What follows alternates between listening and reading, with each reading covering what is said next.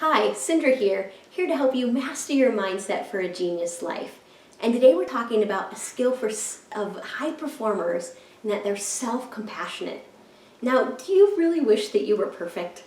Or do you have difficulty dealing with a mistake? Or do you beat yourself up more than you would really like? And my guess is that your answers to these questions are yes and yes and yes. Because feelings of personal inadequacy is part of the human experience. We all struggle with these things. But being self-compassionate means being kind and gentle to yourself and recognizing that difficulties is part of being human.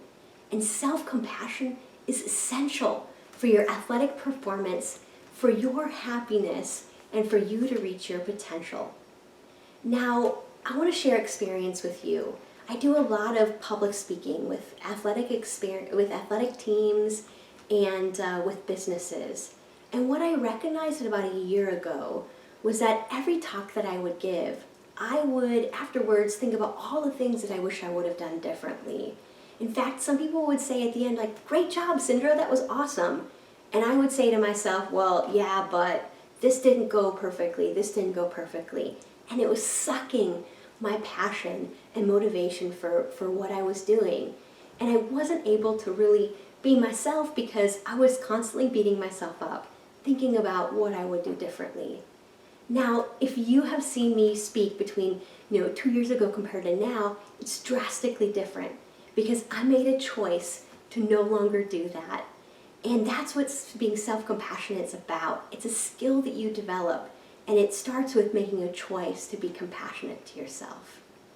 And so how do you do that? The first step is really treat yourself like your best friend would. And after something where you tend to criticize yourself, your best friend would say, "Great job." And they might mention a few things that you could do differently, but they would talk about it as like, "Next time you could do this." And then what I've done is try the 3-to-1 ratio. And after every performance, I think about 3 things that went awesome.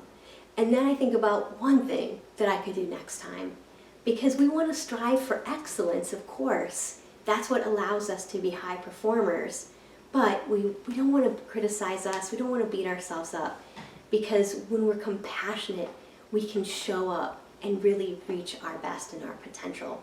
So as Christopher Germer said, a moment of self-compassion can change your entire day.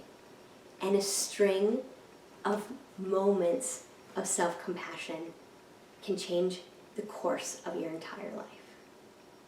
So I'd love to hear from you. Tell me what works for you, what strategies work for you to be more compassionate with yourself. Shoot me an email at Sindra@SindraKamphoff.com. I personally respond to all of my emails, and I can't wait to hear from you. Make it an outstanding week and be mentally strong.